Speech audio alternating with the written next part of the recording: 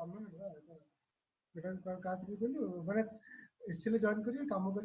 Rajesh and Pooja. Welcome Shravani.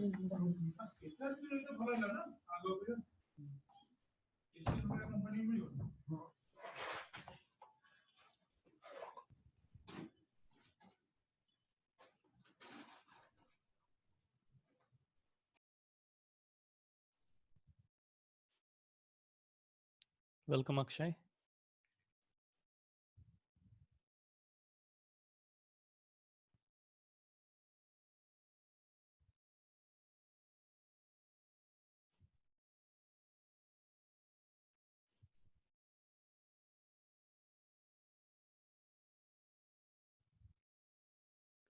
Okay, we have 6 people so far on board. We'll wait 2-3 more minutes for other peoples to join.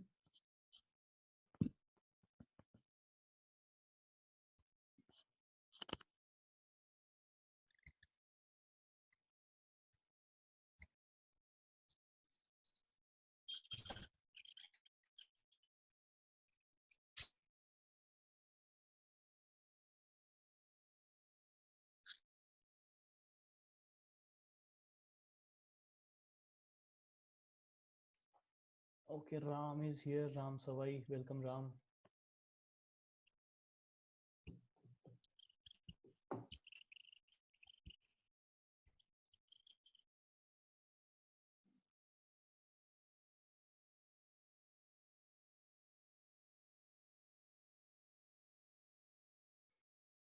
Okay,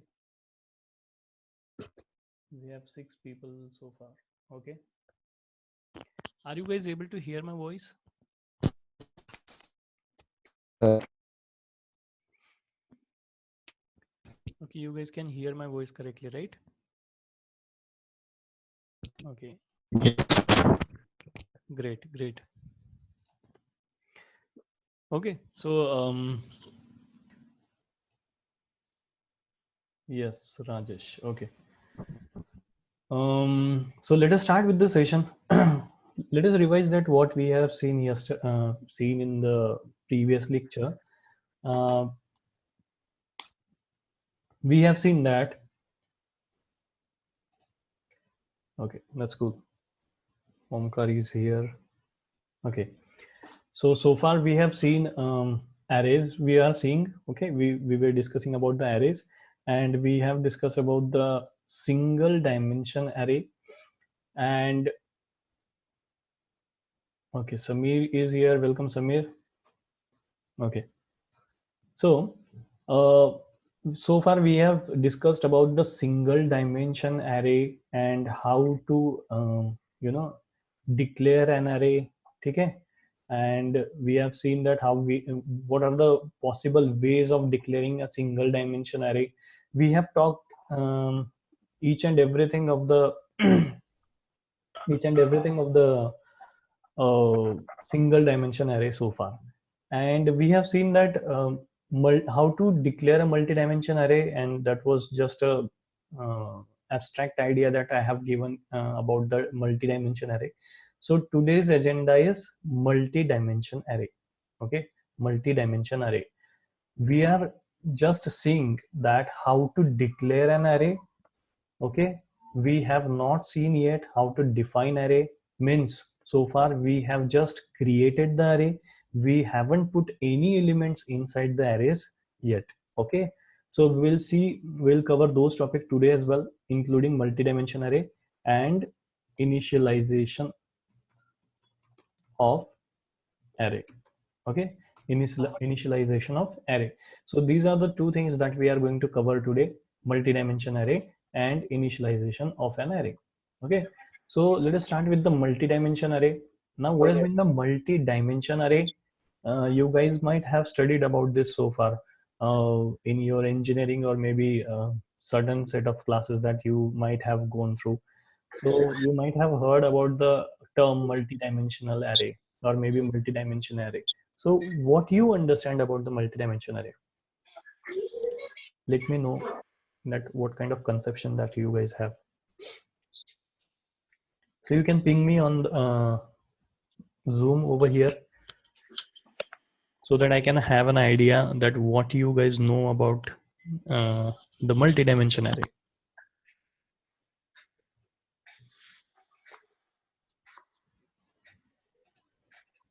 Okay.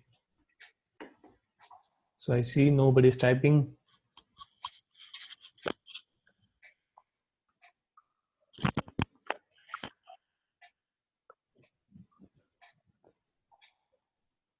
Please let me know that what you know about the multi-dimensional array, so that I should have an idea that what you guys know and in what sense I need to teach you.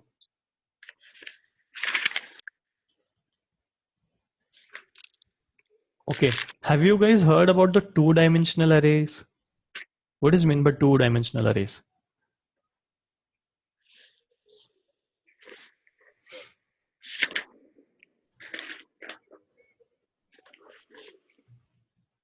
What is two-dimensional array? So one reply I got, yes, more than one dimensional array. That's cool. More than one dimensional array means multi-dimensional array. Now what is meant by is called multi-dimensional array. Okay. What else apart from this? Does anybody have any answer for two-dimensional array? See, the more you speak up, the more I will understand how to deliver the topic. Because I should have certain conceptions in my mind. Okay, I have some conceptions in my mind and I may assume that you guys know a little bit about the programming, but obviously I can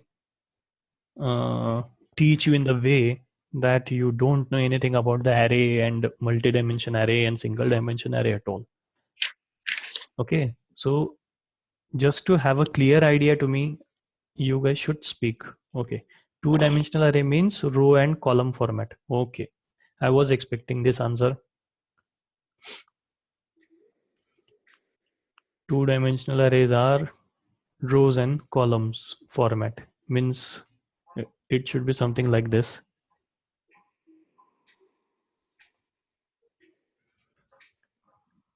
Have you guys studied array like this? So before this lecture, you might have studied the two-dimensional arrays in this way.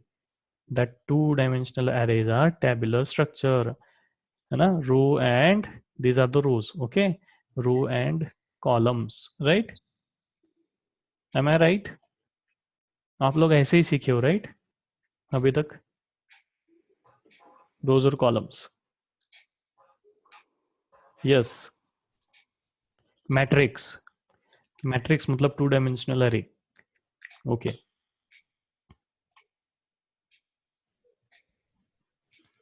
और कोई है जो कुछ इस पे और टिप्पणी करना चाहेगा? Yes, okay. मतलब आप लोग यहाँ तक सीखे हो कि टू डायमेंशनल एरे मतलब टैबुलर स्ट्रक्चर होता है जिसके अंदर रोज और कॉलम होते हैं, लेकिन ऐसा बिल्कुल भी नहीं है. This is not like that. Okay, two dimensional arrays can never be seen as matrix और टेबुलर स्ट्रक्चर और रोज और फॉर्मेट. अब आप बोलोगे ऐसे क्यों, है ना? तो यही हम पूरे लेक्चर में आज डिस्कस करेंगे, और ऐसा क्यों नहीं और इसके अलावा क्या होना चाहिए, तो ये भी हम यहाँ पर चर्चा करेंगे. तो सबसे पहले अपने दिमाग में एक बात आप एकदम फिट कर लो कि टू डायमेंशनल एरेज ये टेबल स्ट्रक्चर में कभी भी नहीं देखे जा सकते. अगर वो टेबल स्ट्रक्चर में नहीं, arrays takes index, yes right, obviously arrays के पास में इंडेक्सेस होती है. ओके, तो ये हमने last time single dimension array के अंदर चर्चा की थी कि एक एरे को क्या क्या एट्रीब्यूट होते हैं. एक नाम होता है, फिर उसके एलिमेंट्स को हम इंडेक्स से आइडेंटिफाई कर सकते हैं, और हर एरे की अपनी एक इंडेक्स होती है. तो उस इंडेक्स से सॉरी लेंथ होती है, हर एरे की अपनी एक लेंथ होती है. लेंथ से हमें पता चलता है कि उसके अंदर हम कितने एलिमेंट इंसर्ट कर सकते हैं. इंडेक्स से हमें पता चलता है कि कौन सा एलिमेंट कौन सी पोजीशन पे है सेव किया हुआ. और नाम से हम आइडेंटिफाई करते हैं कि हाँ, there are group of elements, 10-15 कुछ एलिमेंट्स है, या फिर जितनी भी साइज है एरे की उतने एलिमेंट्स है, और ये सारे elements are identified by that particular name. तो जो भी नाम हम उस एरे को दे रहे हैं उस नाम से वो एलिमेंट्स पहचाने जाएंगे। ओके, तो हमने अभी तक एलिमेंट्स पे कुछ भी बात नहीं की, हम सिर्फ देख रहे हैं कि एरे बनाते किस तरह से। तो सिंगल डायमेंशन एरे बनाने के अलग अलग तरीके हमने लास्ट टाइम देखे थे। तो यहाँ पर हम देखेंगे मल्टी डायमेंशनल एरे बनाने के अलग अलग तरीके कौन से हैं। ठीक है, तो यहाँ पर हम, आप लोगों ने मुझे बताया कि टू डायमेंशनल एरे ये कभी भी मैट्रिक्स होता है या फिर टेबुलर स्ट्रक्चर होता है या फिर इसके अंदर रोज और कॉलम्स होते हैं, लेकिन ऐसा नहीं होता है। तो फिर क्या होता है ना? तो फिर क्या होता है? तो टू डायमेंशनल एरे या फिर मल्टी डायमेंशनल एरे ये हमेशा ट्री स्ट्रक्चर की तरह देखे जाने चाहिए। किसकी तरह देखे जाने चाहिए? Tree structure. Okay, tree structure. Okay, तो ट्री स्ट्रक्चर की तरह आप लोग टू डायमेंशनल एरे को देखेंगे। तो उससे पहले हम देखते हैं कि किस तरह से आप उसको क्रिएट करेंगे, फिर उसके स्ट्रक्चर पे जाते हैं हम कि किस तरह से स्ट्रक्चर बनते जाता है। ओके, तो टू डायमेंशनल एरे सबसे पहले हम देखेंगे। टू डायमेंशनल एरेज, या फिर इसको कुछ कुछ लोग 2D एरे भी बोलते हैं, राइट? ऐसे आपने सुना होगा 2D एरेज। तो इसको बनाते कैसे, देखो। सबसे पहले हमें लिखना है डेटा टाइप। पॉसिबल वेज देख रहे हैं हम। ओके, डेटा टाइप लिखना है, फिर डायमेंशंस लिखने हैं। कितने डायमेंशन? तो मुझे 2 डायमेंशन चाहिए, इसलिए मैंने 2 बार स्क्वायर ब्रैकेट ओपन क्लोज यहाँ पे लिख दिया। फिर नेम ऑफ एरे, स्पेस देकर name of array, and then equal to new. New keyword क्यों? क्योंकि जावा के अंदर एरे एक ऑब्जेक्ट है और न्यू कीवर्ड से ऑब्जेक्ट्स के लिए मेमोरी असाइन होती है। ओके, और फिर यहाँ पर पेरेंट, पेरेंट जो भी एरे रहेगा उसकी लेंथ देनी है, और चाइल्ड एरे जो भी रहेगा उसकी लेंथ देनी है। ओके, तो ऐसा मत सोचो कि ये 4 रो और 3 कॉलम का एरे बन रहा है, ऐसा नहीं है। पेरेंट एरे 4 का है और इस एरे के अंदर 4 एरेज रहेंगे जिनकी साइज 3 रहेगी, है ना? तो ये स्ट्रक्चर देखो कैसे बनेगा। ठीक है, तो ये एरे मेमोरी में कुछ इस तरह से बनेगा। ओके, ये एरे मेमोरी में कुछ इस तरह से बनने वाला है। सबसे पहले तो ये एरे बना 4 साइज का। ठीक है, पेरेंट एरे बन जाएगा 4 साइज का, राइट? और इस एरे के अंदर, इस एरे के अंदर 3 साइज के, है ना, 3 साइज के 4 एरेज बनेंगे। 3 साइज के 4 एरेज बनेंगे। ओके, यहाँ तक समझ में आ रहा है आप लोगों को? तो ऐसा क्यों, और टेबुलर स्ट्रक्चर क्यों नहीं, ये सब चीजें हम डिस्कस करेंगे। डोंट वरी, कंफ्यूज नहीं करूंगा मैं आपको बिल्कुल भी, और जितना सिंपल हो सके सिंपल तरीके से बताने की कोशिश करूंगा। ओके, तो ये 4 एरेज इसके अंदर बन जाएंगे। ओके, तो अब इस एरे का नाम है ए, इस एरे का नाम है ए। ओके, और इसको इंडेक्सेस भी यहाँ पे, ओके, 0 है, फिर 1 है, फिर 2 है, एंड देन 3। तो अगर आप ठीक से देखो तो आपको पता चलेगा कि यहाँ पर ये जो है ये पेरेंट एरे है जो 4 साइज का बना है, राइट? अब इसके अंदर 3 साइज के 4 एरे बन जाएंगे। ओके, 3 साइज के 4 एरे। तो ये पहला बना यहाँ पे, इसकी जरूरत इंडेक्स, फिर ये 1, फिर ये 2, फिर यहाँ पर ये 0, फिर ये 1, फिर ये 2, फिर यहाँ पर भी कुछ इसी तरह का स्ट्रक्चर बन जाएगा। तो ये 0, ये 1, ये 2, एंड सो ऑन। ठीक है, अब ऐसा क्यों बनाते हैं वगैरह, आपके दिमाग में बहुत सारे सवाल चल रहे होंगे, लेकिन उन सवालों को रहने दो, सब वैसे ही हम उनको क्लियर करेंगे, वो सारे डाउट्स हम क्लियर करेंगे। अब ए एरे की जरूरत पोजीशन पर एक्चुअली क्या है? एक एरे है। ओके, एक एरे है जिसकी साइज कितनी है? 3 है। ओके, ए एरे के फर्स्ट पोजीशन पर क्या है? फिर से एक एरे है जिसकी लेंथ फिर से 3 है। सेकंड इंडेक्स पे क्या है? और एक एरे है। सेकंड इंडेक्स पे और एक एरे है जिसकी लेंथ 0, 1, 2, 3 है फिर से। ठीक है, थर्ड इंडेक्स पे और एक एरे है, ठीक है, जिसकी लेंथ 3 है। तो इस तरह का स्ट्रक्चर इस लाइन से बनता है। I hope it is clear for all. ठीक है, यहां तक समझ में आ गया? वैसे ही देखो अभी पॉसिबल वेज क्या क्या है इसके अंदर। तो मैं ऐसे लिख सकता हूं obviously, A equal to new int 4 and 3 for example. ठीक है, ये मैं लिख सकता हूँ, ये भी पॉसिबल है। फिर मैं ऐसे भी लिख सकता हूँ,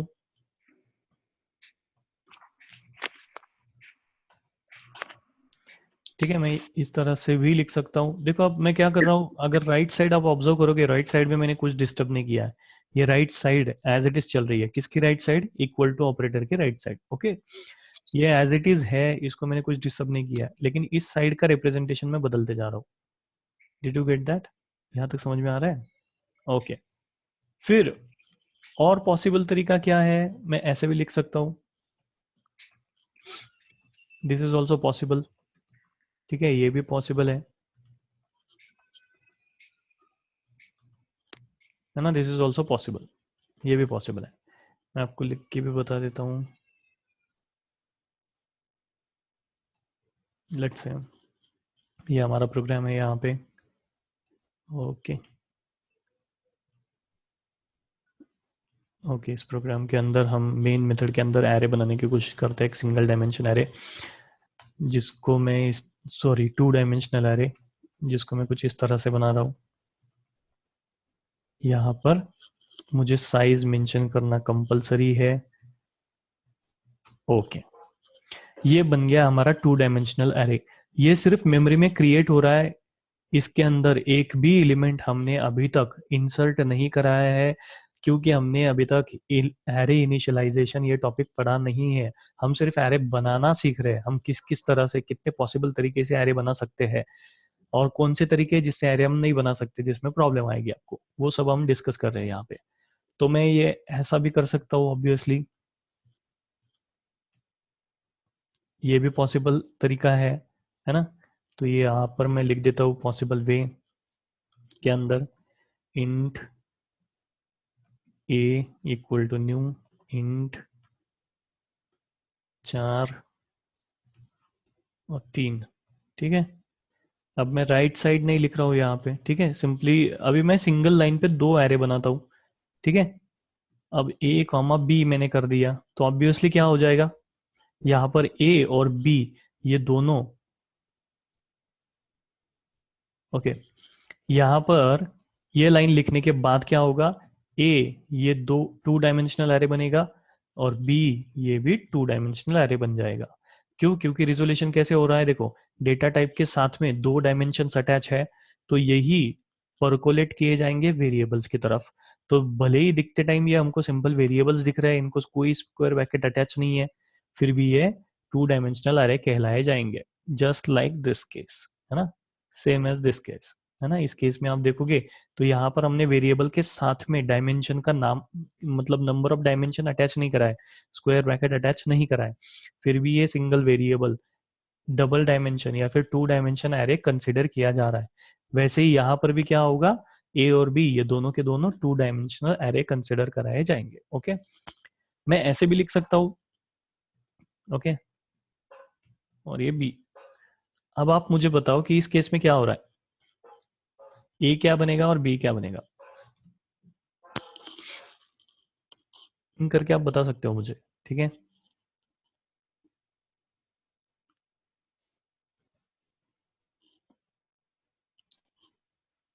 ओके, सब लोग सोच रहे हैं, कोई अभी जवाब नहीं देना चाह रहा है।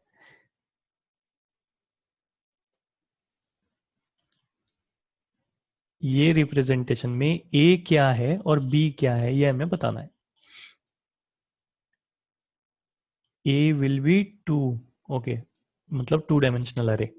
ए मतलब एरे है और बी मतलब वेरिएबल है, ऐसा। ओके, और कोई? B will be normal variable. अच्छा, बी नॉर्मल वेरिएबल, पूजा है।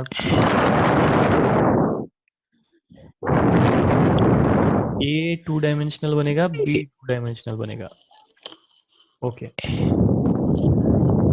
ऐसा हमने लास्ट लेक्चर में भी किया था थोड़ा पजल में, तो आप वहाँ का याद करो तो आपको थोड़ा पता चलेगा कि क्या होना चाहिए, एग्जैक्ट आंसर आपको वहां से मिल जाएगा। और कोई है जो आंसर देना चाहता है? There are 11 people, only 4 people have answered. आप लोग भी ये आंसर भी बहुत कुछ ना कुछ तुक्के मारो यहाँ पर, है ना, there is no competition running on over here. Okay, तो बस तुक्के लगाने हैं, तुक्के तुक्के में जावा सीखनी है हमको। ओके, तो you have to speak up. A, B, both मतलब are मैं two ऐसे, dimensional. हाँ ये होगा, मुझे ये लगता है। That's it. मतलब बाकी, और बाकी कुछ लोग नहीं सोच रहे, या फिर सोच रहे तो बहुत ज्यादा सोच रहे हैं। ओके देखो, हम इसको रिजॉल्व करने की कोशिश करते हैं। कॉमा से पहले क्या है, ए है, ए के साथ एक डायमेंशन अटैच है, तो इसका मतलब ए सिंगल डायमेंशन हुआ। ठीक है। फिर जैसे हम इस साइड जाते हैं तो डेटा टाइप के पास भी एक डायमेंशन अटैच है, तो ये डायमेंशन ऑब्वियसली परकोलेट किया जाएगा वेरिएबल के पास में। तो ए का अपना खुद का एक डायमेंशन और डेटा टाइप का एक डायमेंशन, तो ये दोनों मिलाकर हो गए 2 डायमेंशन।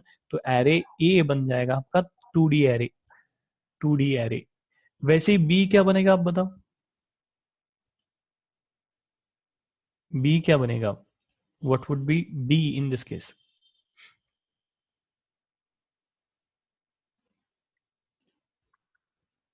बी क्या बन जाएगा इस केस में? 2 dimensional array. Akshay is saying that it will become 2 dimensional अरे।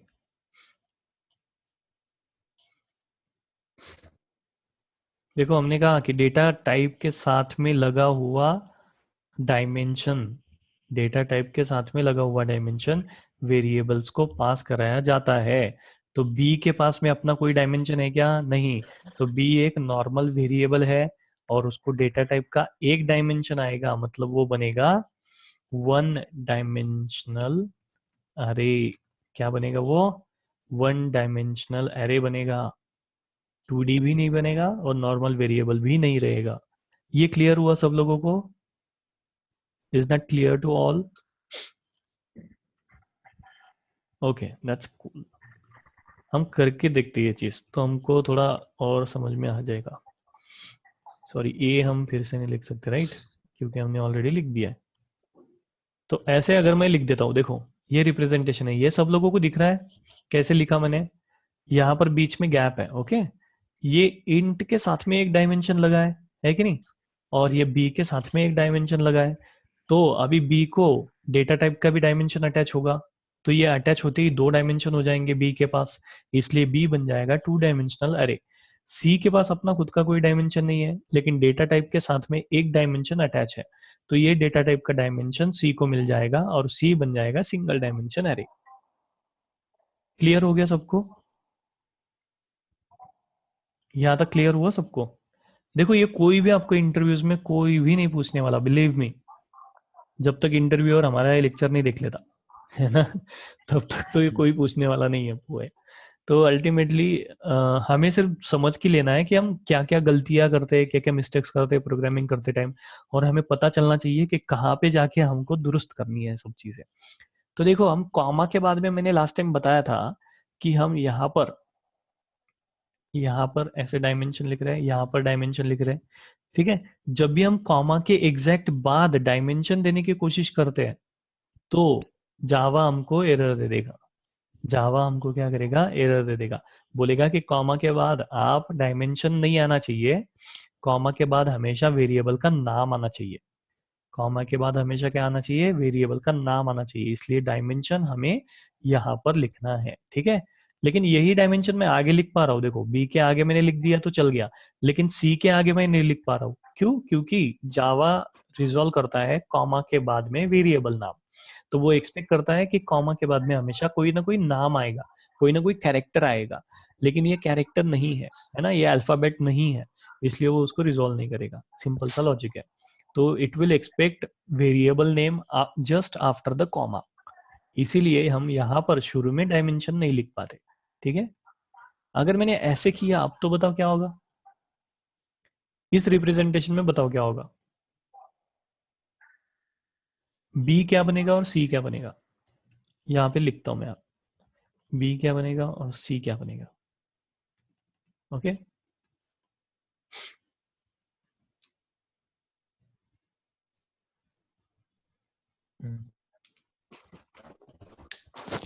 बी बनेगा 3 डायमेंशनल अरे, सी बनेगा 2 डायमेंशनल अरे, और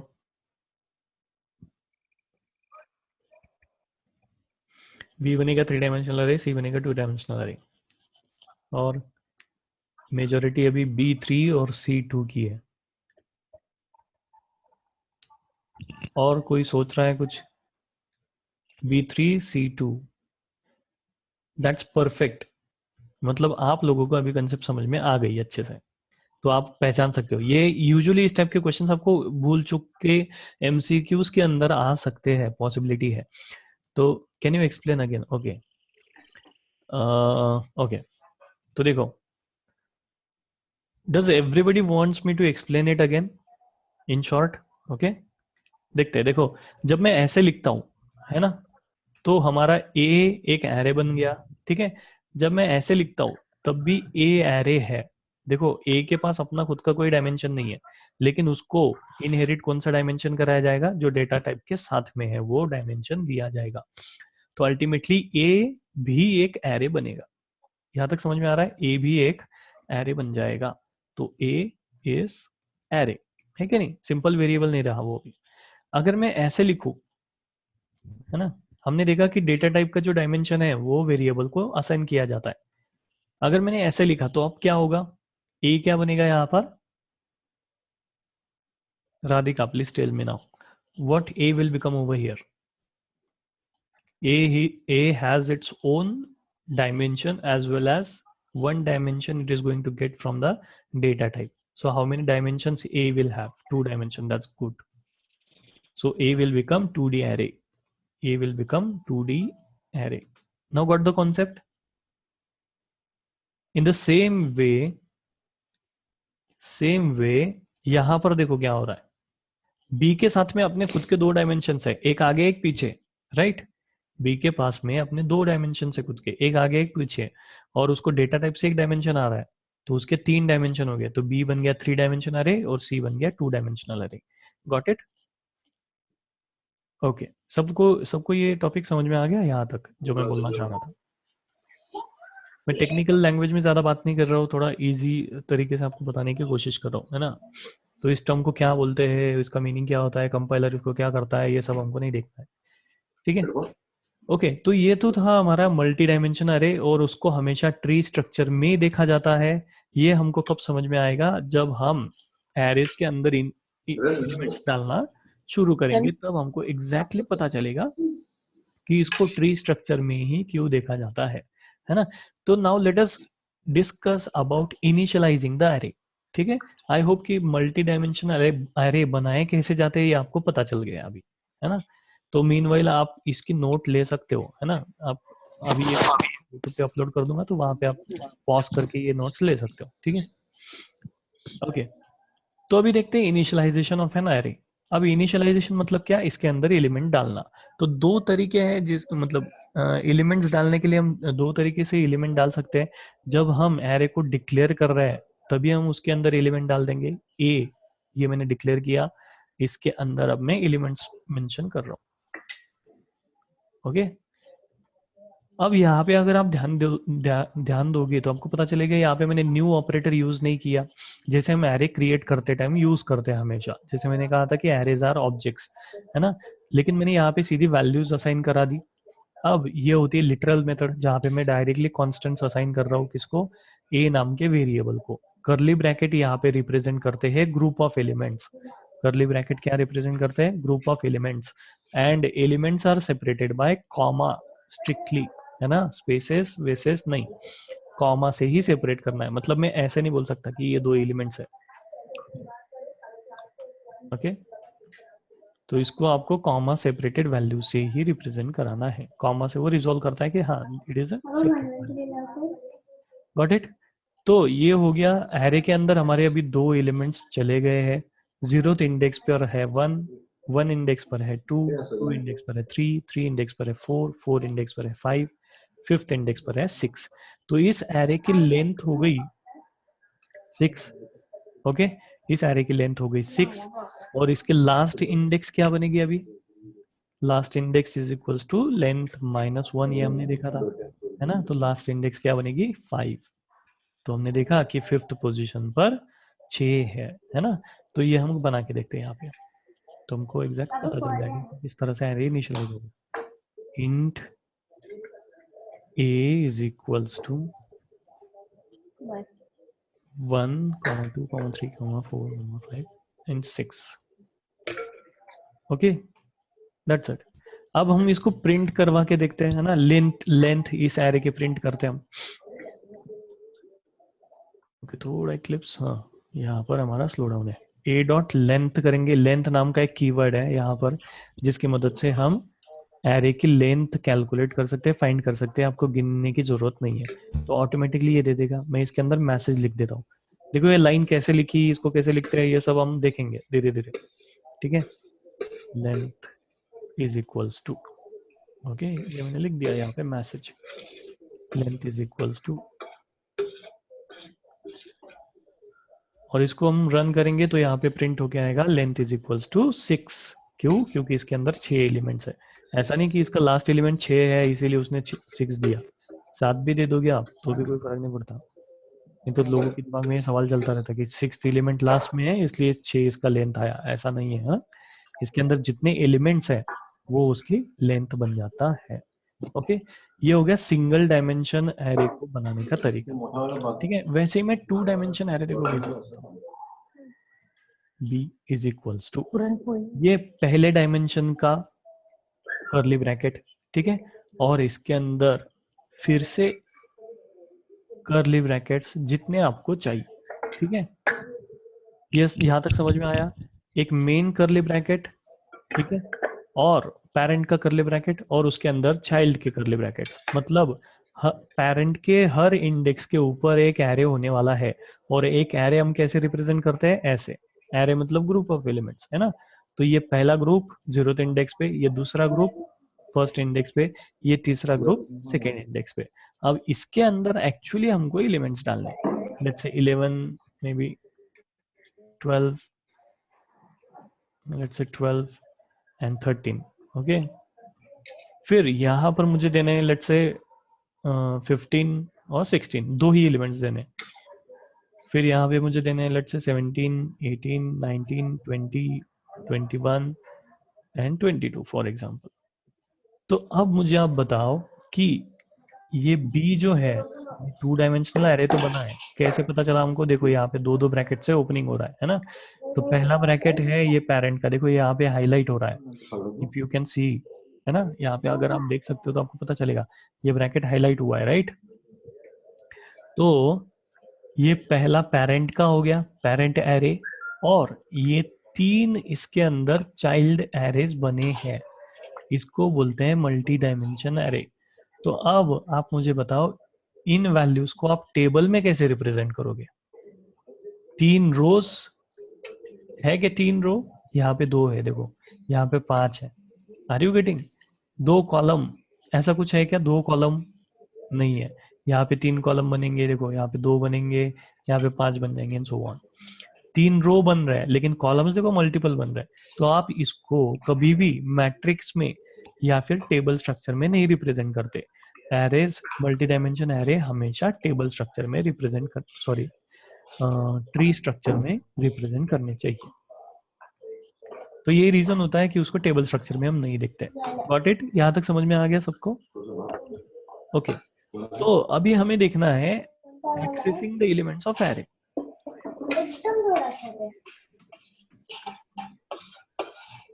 ठीक है, accessing the elements of array, array के एलिमेंट्स को आप कैसे एक्सेस करोगे, है ना, वो हमको देखना है। तो अल्टीमेटली हम यहाँ पर क्या करेंगे कि हमारे पास जितने भी एलिमेंट्स एरे के अंदर रहेंगे वो सारे एलिमेंट्स को एक्सेस अगर हमको करना है तो हमें इंडेक्स पता होनी चाहिए जो एलिमेंट हमें एक्सेस करना है। But be in 2D array, okay, कहाँ पर? इस एग्जांपल में बी तो 2 डायमेंशनल एरे ही है, राइट, दैट इज राइट। तो ये पहला डायमेंशन हो गया उसका, बाहर का कर्ली ब्रैकेट और अंदर का कर्ली ब्रैकेट, ये एक 2 डायमेंशनल हो गया, 2 डायमेंशन एरे हो गया। तो इसको आप ऐसे नहीं लिख सकते। अगर आप एक्सपेक्ट कर रहे हो कि इसको मैं कैसे रिप्रेजेंट करूंगा इस तरीके से, न्यू ऑब्जेक्ट यूज करके, ओके, न्यू ऑब्जेक्ट यूज करके मैं बी को कैसे बनाऊंगा? अगर आप न्यू ऑब्जेक्ट से एरे बनाते हो तो ये बाय डिफॉल्ट उतना ही एलिमेंट्स लेगा। Okay, please mute your speaker so that other people will not get disturbed. Okay, mute your speakers please, mute your microphones please. Okay, तो यहाँ पर जो एरे बन रहा है वहां पर पेरेंट एरे बनेगा 4 साइज का, जिसके अंदर तीन तीन तीन तीन साइज के चाइल्ड एरे रहेंगे। लेकिन जो एग्जाम्पल हमने देखा ये वाला, इसका मैं स्ट्रक्चर आपको ड्रॉ करके बताता हूँ यहाँ पर, तो आपको समझ में आ जाएगा कि एक्चुअली क्या हो रहा है। ठीक है, तो 3 साइज का यहाँ पर एरे बना है। पहला एरे क्या बना है, कितनी साइज का बना है पहला एरे, ये जो पेरेंट एरे है हमारा, इसके अंदर कितने एलिमेंट्स है, 1 2 और 3। ठीक है, तो ये 3 साइज का एरे बना है यहाँ पर, 3 साइज का ये एरे बन गया यहाँ पे। यहाँ पे बनेंगे ये 3 साइज का एरे। ओके, ये हमारा मेन एरे बना बी, इसका नाम है, ओके, इसकी साइज है 3। अब इसके अंदर पहला जो एरे बना है उसके अंदर एलिमेंट्स हैं, यहाँ पर देखो 3 एलिमेंट्स है इसके अंदर, 11 12 एंड 13। ओके, तो 3 एलिमेंट्स हम इसके अंदर बना देते हैं, 3 साइज है इसकी। ठीक है, यहाँ पर ये है इसकी 0th इंडेक्स, ये है फर्स्ट इंडेक्स और ये है सेकंड इंडेक्स। ठीक है, अब इसको कुछ नाम नहीं है ना, इसको पहचाना जाएगा इस इंडेक्स से। ओके, तो ये बी की 0th इंडेक्स पर सेव किया गया एरे है। Okay, this is the array of array, आप ऐसा भी बोल सकते हैं इसको, array of array, array of arrays. जैसे हमने बोल रहे थे ना कि एरे ऑफ एलिमेंट्स, तो अभी ये क्या है, एरे ऑफ एरेज है। ठीक है, तो सेकंड में 2 एलिमेंट्स है ना, तो 2 साइज का एरे बनेगा।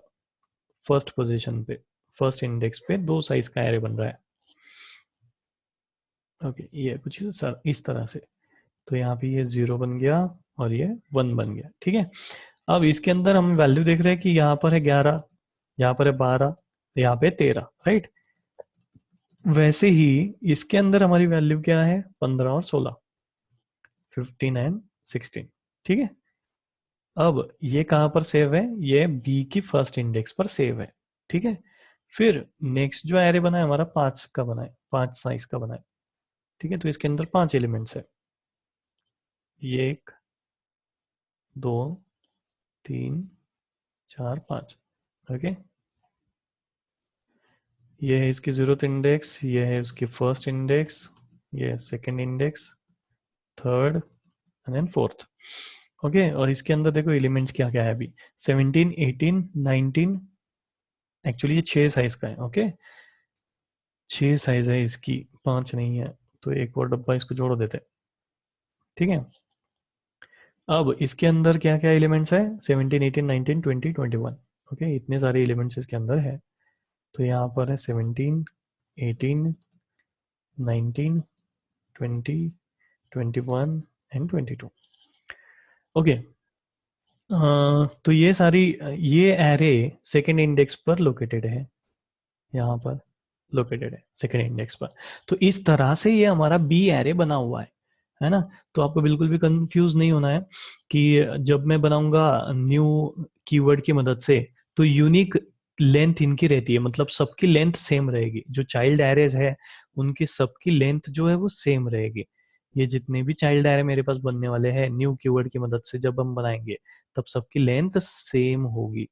ठीक है, लेकिन जब हम न्यू कीवर्ड की मदद से नहीं बनाते, सीधा एलिमेंट उसमें डाल देते हैं कर्ली ब्रैकेट्स की मदद से, तब उसके अंदर यूनिक लेंथ बनने की कोई गारंटी नहीं होती है। तो जिस तरह से हम एरे बनाना चाहते हैं बना सकते हैं, यूनिक लेंथ का बनाना चाहते हो बना सकते हो, जिसमें चाइल्ड की लेंथ यूनिक रहेगी, जहां पर आपको डायनामिक मतलब आपको लेंथ से कोई लेना देना नहीं है, आपको नंबर्स या फिर जो भी स्टोरेज आपको चाहिए, जिस हिसाब का स्टोरेज चाहिए उस हिसाब से आप यहाँ पर बना सकते हो एरे। तो ये एक मेथड होगी। ठीक है, ये हो गई, इससे हम एलिमेंट इनिशियलाइज कर देते हैं, एलिमेंट से हमने इनिशियलाइज करवा दिया एरे को, इसको बोलते हैं इनिशियलाइजेशन। अब न्यू वाली मेथड में इनिशियलाइजेशन कैसे होगा, सबसे पहले हम सिंगल डायमेंशन एरे से देखते हैं, है ना। तो यहाँ पे समझो मैंने दिया 3। ओके, तो इसके अंदर 3 एलिमेंट होने वाले हैं, इस लाइन को हम अभी कमेंट कर देते हैं। ओके, अब मुझे इस एरे के अंदर एलिमेंट डालने हैं, तो एलिमेंट डालने के लिए मुझे ऑब्वियसली इंडेक्सेस फॉलो करनी पड़ेंगी। लेट्स से मैंने 0th पोजीशन पे डाला 23, मैंने आई एरे की 0th पोजीशन पे कौन सा नंबर इंसर्ट किया, 23 इंसर्ट कराया। वैसे ही मैं क्या करूंगा, फर्स्ट इंडेक्स पे भी कुछ ना कुछ नंबर इंसर्ट करा दूंगा, लेट्स से 17। वैसे ही मैं सेकंड इंडेक्स पर भी एक नंबर सेव करा दूंगा, जिसको जिसको मैं 19 बोलूंगा। ठीक है, अब हम क्या करते हैं, देखो थर्ड इंडेक्स पर भी नंबर डालने की कोशिश करते हैं, and let's see what happens. ठीक है,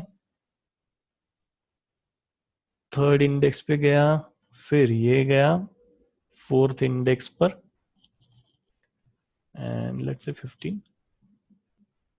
ओके, ये नंबर यहाँ पर आप डाल रहे हो, लेकिन हमें पता है कि थर्ड इंडेक्स और फोर्थ इंडेक्स ये प्रेजेंट ही नहीं है। क्यों? क्योंकि जिस एरे की साइज 3 है या फिर लेंथ 3 है, उसकी लास्ट इंडेक्स क्या होगी, 2 होगी। राइट, यहां तक समझ में आ रहा है? इजी है। लेकिन ये यहाँ पे मुझे कुछ प्रॉब्लम नहीं दे रहा है, लेकिन जब मैं इसको एक्सेस करूंगा, ओके, जब मैं इसको एक्सेस करूंगा, एक्सेस कैसे करेंगे देखो, यहाँ पे मैं बोलता हूँ कि एलिमेंट, ओके, एलिमेंट, और इसको यहाँ पे प्लस करके लिख देता हूँ, आई ऑफ लेट्स से 4, या फिर 3 कर देते, 3 कर देते, I of 3, and let us try to execute this. तो अगर आप देखोगे तो आपको यहाँ पे एक बहुत ही फेमस एक्सेप्शन आ जाता है, जिसका नाम है array index out of bound exception. और हमेशा आपको ये चीज ध्यान में रखनी है, क्योंकि आप जब प्रोग्राम करोगे तब आपको ये एरर हमेशा आने ही वाली है।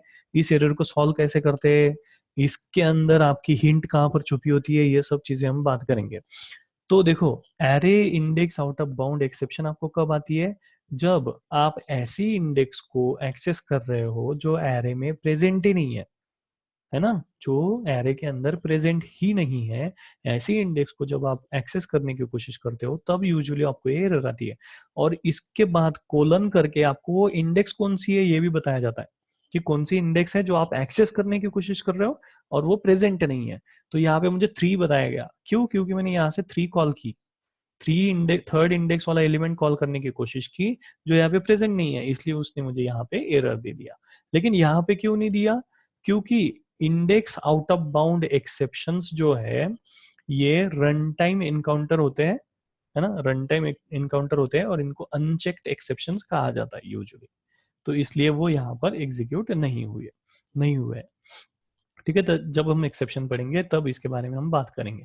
तो यहाँ पर इसने मुझे कोई भी प्रॉब्लम नहीं क्रिएट करके दिया, लेकिन जब मैं एग्जीक्यूट कराया मैंने प्रोग्राम, तब ये मुझे बोल रहा है कि हाँ, this index is not present और आउट ऑफ बाउंड, ये है ही नहीं मतलब। यहाँ तक समझ में आ गया आपको? इसमें कुछ डाउट है तो भले ही आप यहाँ पे कितने भी मिस्टेक्स कर दो, आपका जावा प्रोग्राम उसको बराबर पकड़ लेगा यहाँ पे। ठीक है, लेकिन वही मैं सेकेंड नंबर का एलिमेंट अगर एक्सेस करने की कोशिश करता हूँ, तो let us see what happens. Save नहीं हुआ क्या प्रोग्राम?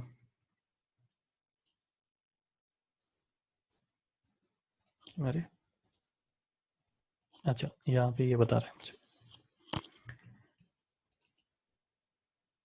ओके, इसको एग्जीक्यूट करते हैं, लेट्स सी, है ना, 19 आपको प्रिंट हो गया, आ गया, जो बराबर से सेकेंड इंडेक्स पर सेव हुआ है। तो इसमें किसी को कुछ डाउट है? This is how you can insert elements or initialize the single dimension array when you create it using the new variable। जब आप न्यू वेरिएबल से बनाते हो तो इस तरह से इनिशियलाइज करते हैं।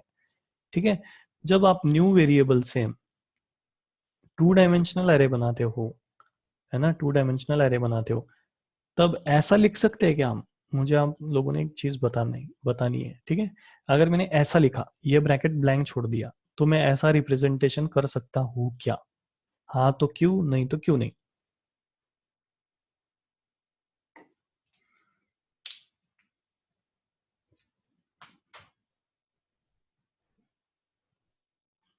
तो प्लीज आंसर, जो भी लगता है वो बोलो।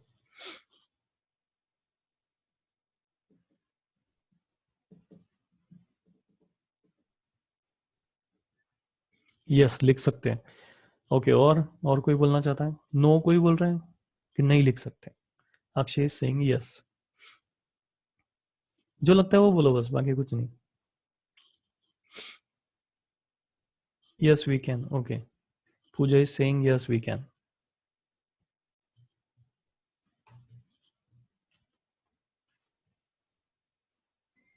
ओके, और कोई? Shubhangi Singh, yes.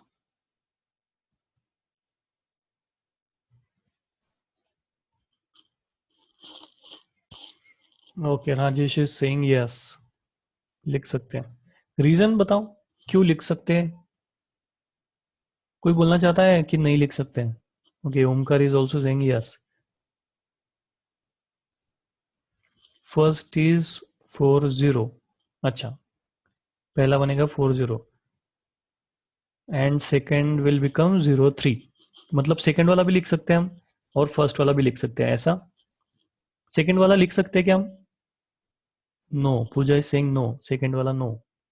Second we can't. Okay, Pooja is saying that second we can't. Why? Why we can't write this?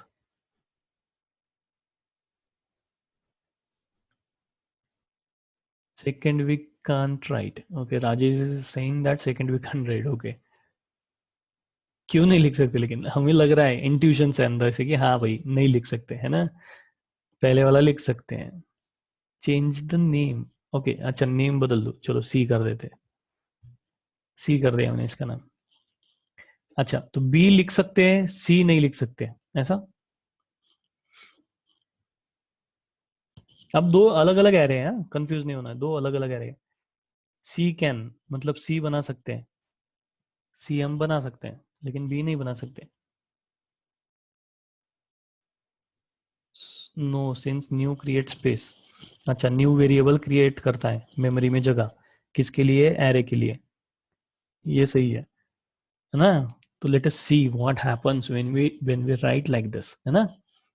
तो सबसे पहले ये देखते हैं हम बना के कि किस तरह से ये होगा. देखो, देख रहे हो मैंने इसको किस तरह से रिप्रेजेंट कराया है. इस लाइन को अगर आप ऑब्जर्व कर रहे हो ठीक से तो देखो मैंने कैसे लिखा है. इंट, दो डायमेंशंस यहाँ पे. Variable name, new. इंट, यहाँ पे 3 लिखा, यहाँ पे कुछ भी नहीं लिखा, ब्लैंक छोड़ दिया. This is allowed. तो पेरेंट बनेगा यहाँ पर 3 साइज का. कितनी साइज का? 3 साइज का. और चाइल्ड बनेगा 0 साइज का. Got it? चाइल्ड बनेगा यहाँ पर 0 साइज का. अब मुझे बात बताओ, ये वाला मैं स्टेटमेंट लिख सकता हूं क्या?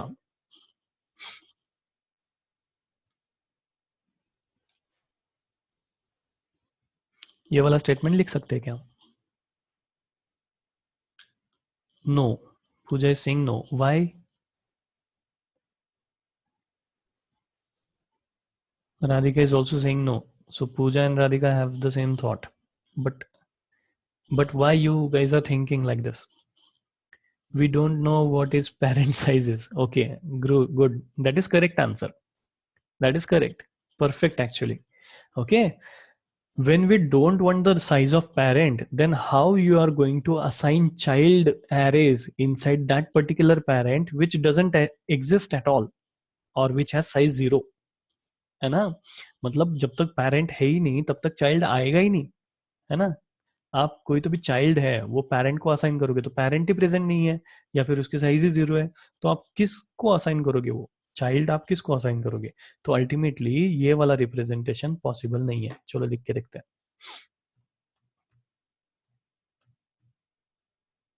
ओके, आप लोग देख पा रहे हो यहाँ पे? यहाँ पर इसने मुझे प्रॉब्लम क्रिएट कर दिया. और एरर देखो, एरर पढ़नी है हमको. Can not specify any array dimension after an empty dimension. मतलब एम्प्टी डायमेंशन के बाद में हम किसी भी एरे को डायमेंशन नहीं प्रोवाइड कर सकते जिसके अंदर कुछ ना कुछ वैल्यू है. Are you getting? तो दोनों को ब्लैंक छोड़ दिया तो भी चलेगा क्या? नहीं चलेगा ऑब्वियसली. यहां तक समझ में आ रहा है सबको? Is that clear to all? ये समझ में आ गया सबको? Rajesh is saying yes. Okay, Rajesh को समझ आ गया. Yes yes yes. So that was a quick response. I was not expecting it. इसमें कुछ क्वेश्चन है आपको कि जब भी हम 2 डायमेंशनल अरे इनिशियलाइज करते हैं, देखो डिक्लेयर करना और इनिशियलाइज करना ये दो स्टेट्स हैं. डिक्लेरेशन में हम सिर्फ मेमोरी के अंदर एरे बनाते हैं. इनिशियलाइजेशन के अंदर हम एरे के अंदर एलिमेंट्स इंसर्ट करते हैं. ये दो अलग अलग फेजेस है. तो इसमें अगर किसी को कुछ डाउट है तो please ask.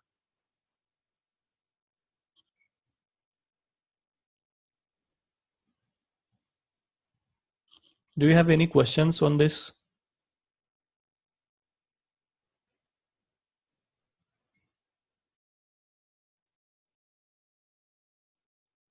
Okay, I'm waiting for the question. No questions. Okay, Pooja have no question.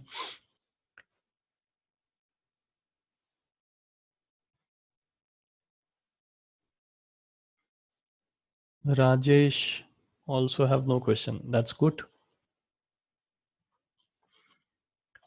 देखो अब जब हम 2 डायमेंशनल एरे यहाँ पर बनाते हैं ना, कुछ इस तरह से समझो मैंने बना दिया, ठीक है, 3 4, ठीक है। अब इस एरे के पेरेंट में कभी भी एलिमेंट्स नहीं होते, है ना। 2 डायमेंशनल एरे के पेरेंट में कभी भी एलिमेंट नहीं रहेंगे। एलिमेंट्स जो भी हम इंसर्ट करेंगे वो चाइल्ड में ही इंसर्ट करते हैं। तो अब ये एरे अगर आप देखोगे ठीक से तो आपको पता चलेगा कि 3 साइज का पेरेंट है, ठीक है, जिसकी लेंथ 3 है, और इसके अंदर 4 4 साइज के 3 एरेज है। ओके, तो अब इसके अंदर हम एलिमेंट इंसर्ट कैसे करते हैं वो देखते हैं, ठीक है। तो यहाँ पे आपको 2 डायमेंशन देनी पड़ेंगी। यहाँ पे लिखना पड़ेगा 0 0, okay, 0 0 equal to let's say 10। क्या हो गया इसको, अरे इंट दे दिया ना मैंने, इसको नाम देना पड़ेगा आई। ओके, यहाँ तक समझ में आया। देखो आई आई के बजाय मैं इसका नाम लगता हूँ ARR, है ना, तो थोड़ा दिखेगा वो। ओके, ARR की 0 0 पोजीशन पे मैंने 10 प्लेस कर दिया है। तो इसका स्ट्रक्चर बना के देखते हैं, ठीक है। ARR का स्ट्रक्चर बना के देखते हैं। ओके, अब इसका स्ट्रक्चर क्या है, देखो 3 साइज का पेरेंट बना है, यहाँ पे हमने बना दिया है 0 1 2। ओके, यह है 0, यह है 1 और यह है 2। ओके, और इसका नाम है ARR। ओके, एरे इसका नाम है। अब इसके अंदर कुछ भी पेरेंट के अंदर एलिमेंट्स एक्चुअली कभी नहीं होते, यहाँ पर होंगे, इसके अंदर होंगे चाइल्ड एरेस, है ना। तो इसके अंदर क्या होगा, सिर्फ चाइल्ड एरेस होंगे। तो ये पहला चाइल्ड एरे जो बनेगा उसकी साइज रहेगी 4 एलिमेंट्स की, ठीक है। इसके अंदर 4 एलिमेंट्स होंगे, 1 2 3 और 1 4। ओके, ये 4 साइज का बन गया। ऐसे ही 4 साइज के 3 एरेज हैं, राइट। ओके, ये दूसरा, ये वाला तीसरा,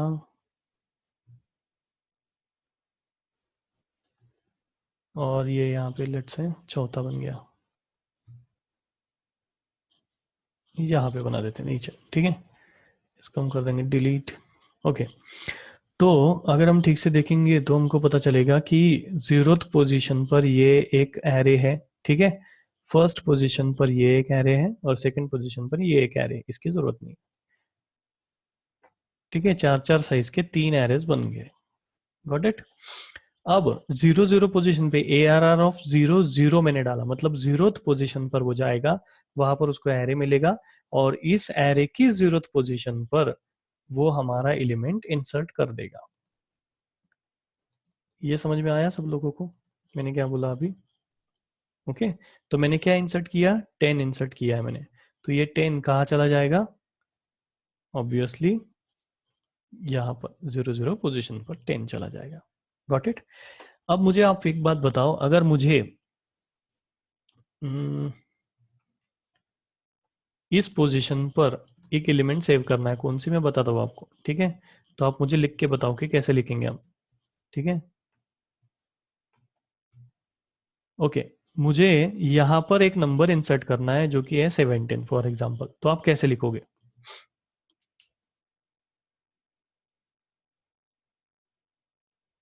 कैसे लिखोगे आप इसको। ARR of 1 and 2 equal to 17. That was very quick and prompt. Anybody else?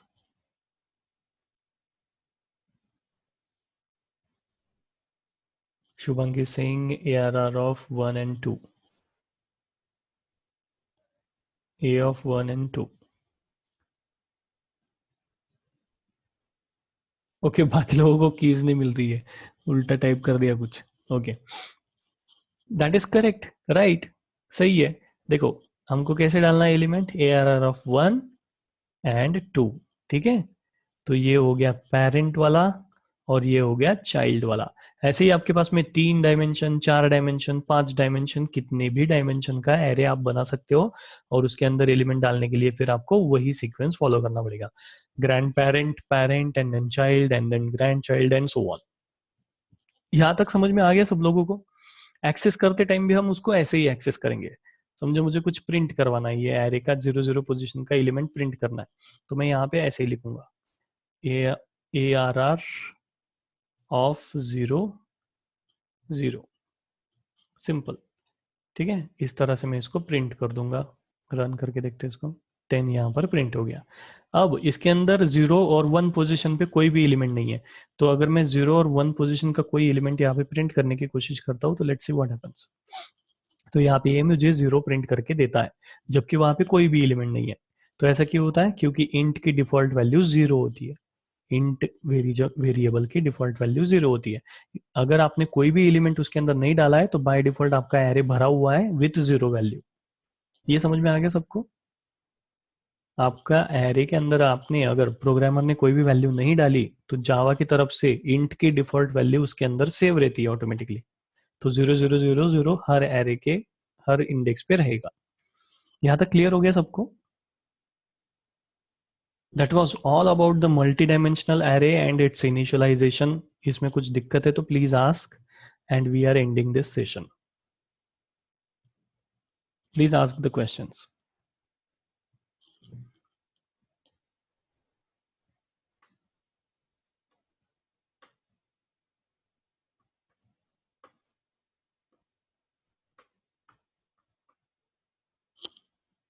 Clear.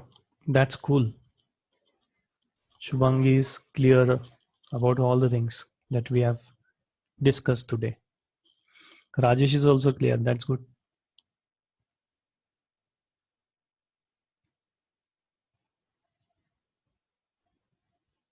Okay. Rest of the people are thinking about the questions, or they are just unable to hear me or listen me. So I would like to hear from you guys as well. So what is your opinion? Do you have any questions or maybe queries or doubts related to the multi-dimension array? All set. That's good. Obviously you can ask a question to me, because if the more you ask the questions, obviously the more you get knowledge. So do not no questions. There should not be a place for the doubts in your mind, you know. All the doubts have to be cleared. We don't have any options. We have to clear all the doubts. No questions. Okay, that's great. So guys, let me conclude this sessions. So far we have studied about the data types, and different data types that Java used to support, and then we have seen the non-primitive data type in which we are seeing arrays. Arrays के अंदर हमने देखा single dimension array, फिर multi dimension array, फिर single dimension array को initialise कैसे करते वो हमने देखा, उसमें एलिमेंट्स कैसे डालते वो हमने देखा, मल्टी डायमेंशन एरे को कैसे इनिशियलाइज करते वो हमने देखा। तो यहाँ तक हमने स्टडी कर लिया है। अब नेक्स्ट लेक्चर के अंदर हम नेक्स्ट टॉपिक पढ़ेंगे, ठीक है। तो ये आपका जो फ्री सेशन थे आपके पास 4, तो इसका लास्ट सेशन था, है ना। This was the last session of your free sessions. Here after परसों जो भी सेशन रहेगा, ठीक है, ट्यूसडे को जो भी सेशन रहेगा, वो सेशन के अंदर एंट्री उन लोगों को रहेगी those are paying for the course. Course की फीस है हमारी, मैं एक बार फिर से बता देता हूँ, 4000, ठीक है। 3 मंथ्स का ड्यूरेशन है, 3 मंथ्स का ड्यूरेशन है, और इसमें आपको Monday Tuesday Wednesday cover up कराए जाएंगे टॉपिक्स, ठीक है, वेडनेसडे। अब ट्यूसडे को जो लोग सेशन ज्वाइन करना चाहते हैं, please call me on this number, and please confirm your seats for the next session. So you can call me on this number and you can confirm your seats for the next session. Is that clear to all? I would be very happy if I see you guys again on Tuesday. So it is not necessary to pay this 4,000 at once. You can break this in 2 installments of 2,000 each. So I'll share a password of this session for the next session, and the guys who are having the password are able to join the session, next sessions. Is that clear to everybody? You can note down this number, or you can just Google down Testing Shastra and you will find all the details of our blog and phone number and everything, address and everything. Okay, Samir has joined right now, but Samir, we are ending the meeting, sorry, because the time is up. And I was saying that this was the last session of the free sessions, which we had 4 free sessions over here. So this is the last session of your free session. If you want to join the session on Tuesday again, then please call on this number for paying your fees, the ways through which you can pay your fees. So we'll discuss the ways through which you can pay your fees on this number. Is that all for everyone? आपको कोई question है तो please पूछिए. I would like to answer your questions. जो भी question है, doubts है, please पूछिए. So there is no session on Friday. Yes, obviously there is a session on Friday. There is a sorry, Wednesday मैंने गलती से यहाँ पे लिखा, यहाँ पे Friday, Monday, Tuesday, Friday. Okay. There is a session. जिन लोगों ने ऑलरेडी पे कर दिया है वो लोग ये इग्नोर कर सकते हैं ऑब्वियसली. तो जो लोग नेक्स्ट सेशन में मतलब ट्यूसडे के सेशन में ज्वाइन करना चाहते हैं,